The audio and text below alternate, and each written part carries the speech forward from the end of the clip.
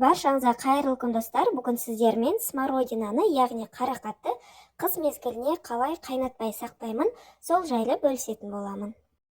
Смородиналарымызды кеңде ыдысқа салып, үстіне су құйып, жақсылап жуып алатын боламыз. Менде бұл жерде 4 килодай смородина.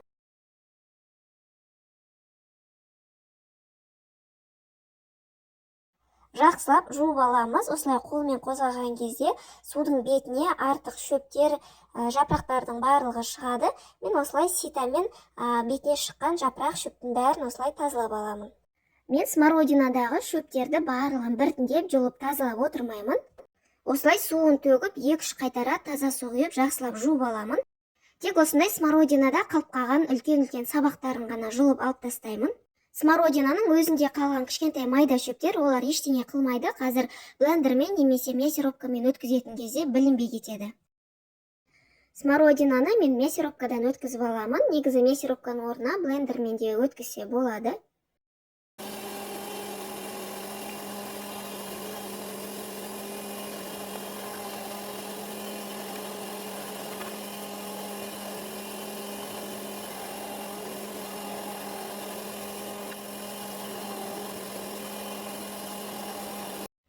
Смородинаның барлығын өткізіп болдым. Үстіне қант салатын боламын. Сондықтан кеңге ыдысқа ауыстырып алдым. Менде 4 килограмм смородина болатын. Енді үстіне 2 килограмм қант саламын. Негізі смородинаға қантты бірге бір қосып жатады. Яғни 4 килограмм смородинаға 4 килограмм қант салып жатады. Біз үйде қышқылды жақсы көретін болғандықтан қантын аз салдым. Салған қантымыз смородинамен жақсы араласу үшін барлығын жақсылап араластырып аламыз. Қанты толық еру үшін смородинаны 5-6 сағатқа немесе кешкісін жасасаңыздар бір түнге қалдырамыз. Қант толығымен еріген соң смородинаны жақсылап араластырып, мен осындай 1 литрлік баклажкалерге құйып, морозилкаға қоятын боламын. Смородинаны банкаға қайнатпай жапса да болады, бірақ ол үшін қантын көп салу керек. Мысалға 4 килограмм смородинаға 5-5,5 килограмм қант салу керек. Яғни қанты смородинадан көп болу керек. Солай қантын көп қылған кезде банкаларыңыз атылмайды да ештеңе де болмайды. Қантын көп қылған кезде смородиналарыңыз қою, желе сияқты массаға енеді.